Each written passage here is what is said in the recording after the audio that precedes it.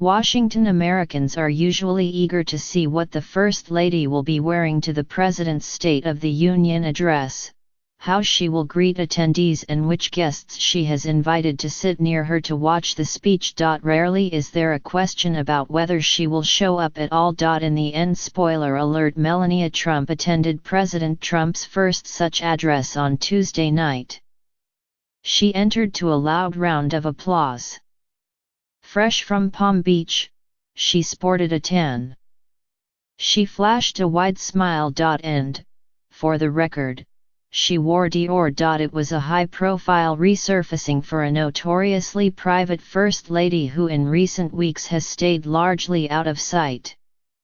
Her recent absence from public life was said to have been caused, in part, by anger over reports that the porn star Stormy Daniels was paid $130,000 just before the 2016 election to keep quiet about an affair she had had a decade earlier with Mr. Trump. But Mrs. Trump, unlike other First Ladies, did not travel with her husband along the protester-studded route to the speech. Mrs. Trump's cream pantsuit stood out in a sea of black suits and blue ties. Those trying to read the tea leaves on her choice of dress would have two telling options.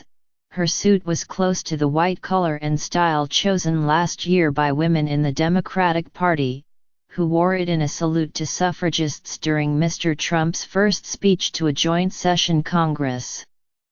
It was also a color favored by his campaign opponent, Hillary Clinton, in public appearances.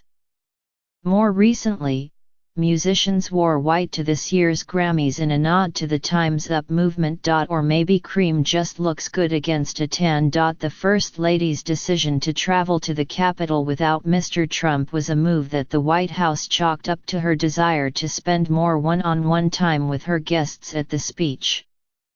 They included a fire prevention technician who saved 62 children and summer camp staff members from a wildfire last summer, and an aviation electronics technician in the Coast Guard who rescued dozens of people from hurricane ruins. In addition to holding a White House reception and photo opportunity for them, along with their friends and family, she accompanied them to the Capitol. Mrs. Trump's spokeswoman, Stephanie Grisham, said in a statement that also mentioned Karen Pence, the Vice President's wife. The First Lady and Mrs. Pence are now hosting a more intimate meet and greet to engage with them on a personal level before the speech. According to former White House officials, Hillary Clinton, Laura Bush, and Michelle Obama all traveled with their husbands to their State of the Union addresses. Like everything else, said Anita McBride, who was chief of staff to Laura Bush, the Trumps are forging their own path.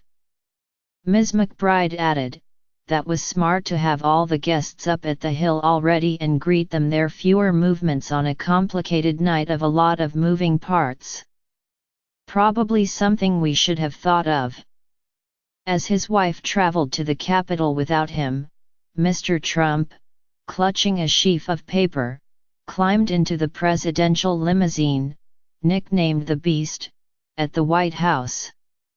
Reporters saw him appear to be reciting parts of the speech to himself. Ever the showman, he waved to the cameras.